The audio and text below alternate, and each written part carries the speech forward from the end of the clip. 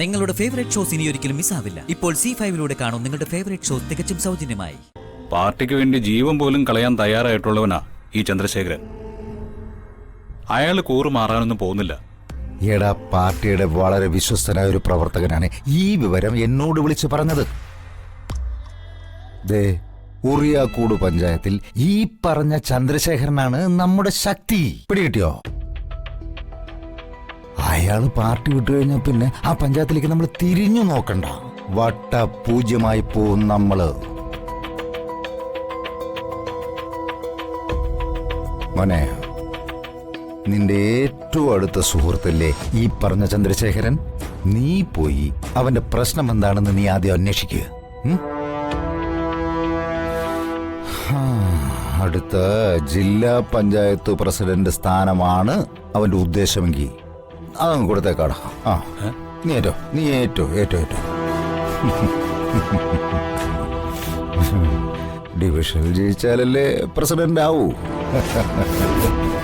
അച്ഛാ, എനിക്കിപ്പോ വണ്ടി ഓടിച്ച് ഉറിയാക്കൂട് വരെ പോകാനുള്ള മൂടൊന്നുമില്ല.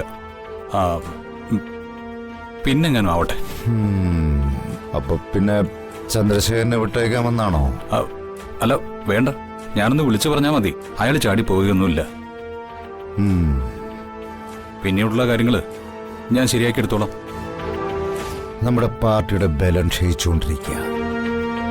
ഇനി പാർട്ടി പുഷ്ടിപ്പെട്ട അതിന്റെ ഗുണം എനിക്കല്ല, നിനക്കാ. അത് നീ മറക്കരുത്.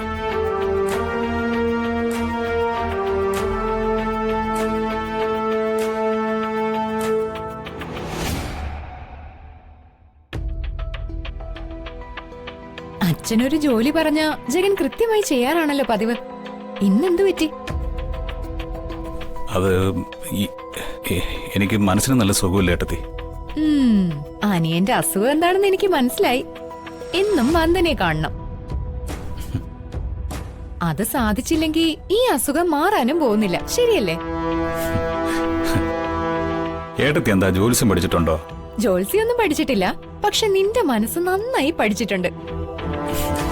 നീ പോയി വന്ദനെ കണ്ടിട്ട് വാ. ബാക്കി കാര്യങ്ങളൊക്കെ ഞാൻ മാനേജ് ചെയ്തോളാം. താങ്ക് യു ഏട്ടത്തി.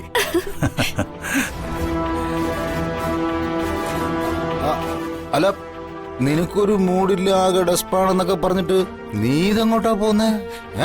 അത് പിന്നെ ഞാൻ നിർബന്ധിച്ച് പുറത്തേക്ക് പോകാൻ പറഞ്ഞതാ അച്ഛാ. മൂഡ് ഓഫ് എന്ന് പറഞ്ഞ് ഇങ്ങനെ കയറി ഇരിക്കുന്നത് ശരിയല്ലല്ലോ. ഒന്ന് പോയി കറങ്ങിയിട്ടൊക്കെ വരട്ടെ. അപ്പൊ ഈ മൂടൊക്കെ അങ്ങ് ശരിയാവും. നീ നിർബന്ധിച്ചപ്പോ അവൻ കറങ്ങാൻ പോകുന്ന സമ്മതിച്ചു. അത് നന്നായി. ഏതായാലും അവള് പറഞ്ഞതല്ലേ, എന്റെ മോൻ നല്ല ഡ്രസ്സൊക്കെ ഇട്ടിട്ട് നീറ്റായിട്ട് പോ.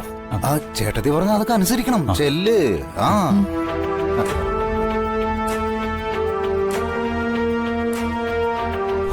ഈശ്വര, അവന്റെ മൂഡ് ഓഫ് ഒക്കെ ഒന്ന് പെട്ടെന്ന് മാറിയാ മതിയായിരുന്നു.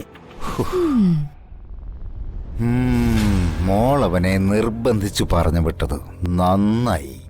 ഇക്കണക്കിന് പോയാ ജഗന്റെ മൂഡ് ഓഫ് ഒക്കെ മാറും. പക്ഷേ അത് കഴിഞ്ഞ അമ്മാവന്റെ അവസ്ഥ എന്താവും ഓർത്താ എന്റെ ആശങ്ക.